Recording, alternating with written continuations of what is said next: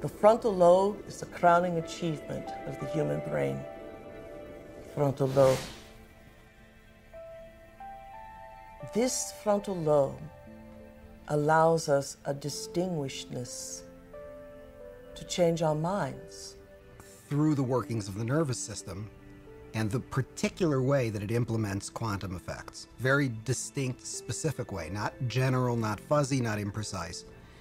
That it absolutely does open the door for free will being a possibility that does not violate modern scientific tenets, and that's consistent to a certain extent with people's subjective impression that we do have free will. What separates us from all other species is the ratio of our frontal lobe to the rest of the brain.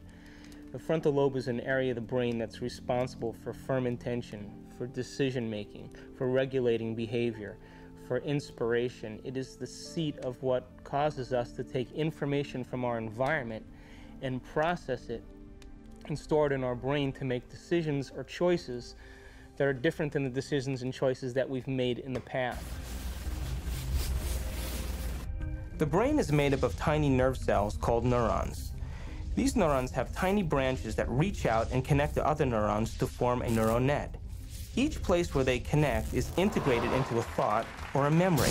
Now, the brain builds up all its concepts by the law of associative memory. For example, ideas, thoughts, and feelings are all constructed and interconnected in this neural net, and all have a possible relationship with one another. The concept and the feeling of love, for instance, is stored in this vast neural net. But we build the concept of love from many other different ideas. Some people have love connected to disappointment. When they think about love, they experience the memory of pain, sorrow, anger, and even rage. Rage may be linked to hurt, which may be linked to a specific person, which then is connected back to love. Every observation can be looked upon as a quantum measurement. This quantum measurement produces memory. We always perceive something after reflection in the mirror of memory. It is this reflection in the mirror of memory that gives us that sense of I-ness, who I am. The brain does not know the difference between what it sees in its environment and what it remembers, because the same specific neural nets are then firing. We know physiologically that nerve cells that fire together wire together. If you practice something over and over again, those nerve cells have a long-term relationship.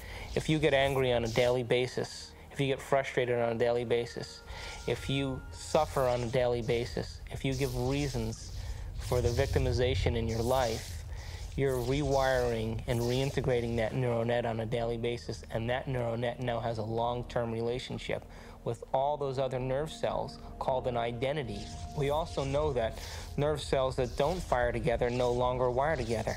They lose their long-term relationship because every time we interrupt the thought process that produces a chemical response in the body, every time we interrupt it, those nerve cells that are connected to each other start breaking the long-term relationship. If we practice our mental rehearsal and our skill in being able to do it, will show that certain brain circuits will grow as a result of our effort. It'll get easier to do, in other words.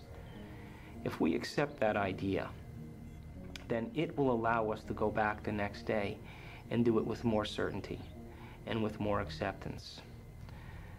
That in itself is no different than praying. You see, there's no religious text that says thought doesn't matter. There's no religious text that doesn't say your prayer and your intention shouldn't be answered by God.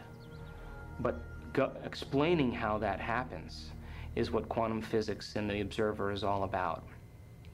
But still, when we can make thought more real than anything else, our brain is designed to do that. The frontal lobe, with its enormous space, is the altar in which we place a thought. And it gives us the permission to hold the thought for an extended period of time, and it lowers the volume to the external stimuli. We lose track of time and space. That's the moment we're stepping into the quantum field. That's the moment that now we're making thought more real than anything else. We are physically, chemically, emotional human beings. That's not a bad thing. It only becomes a limitation when we keep accessing those same emotions and those same attitudes on a daily basis and go nowhere in terms of our change or evolution in our life. How can we say that we have lived fully every day by simply experiencing the same emotions that we're addicted to every day? What we're actually saying is, I have to reconfirm who I am, and my personality is, I have to do this, I have to go here, I have to be that. A master is quite a different cat.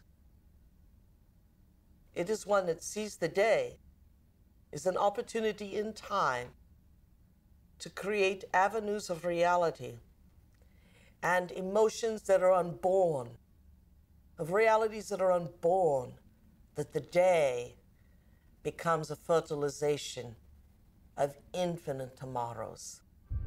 There's a part of the brain called the hypothalamus. And the hypothalamus is like a little mini factory, and it is a place that assembles certain chemicals that matches certain emotions that we experience. Those particular chemicals are called peptides. They're small chain amino acid sequences. The body's basically a carbon unit that makes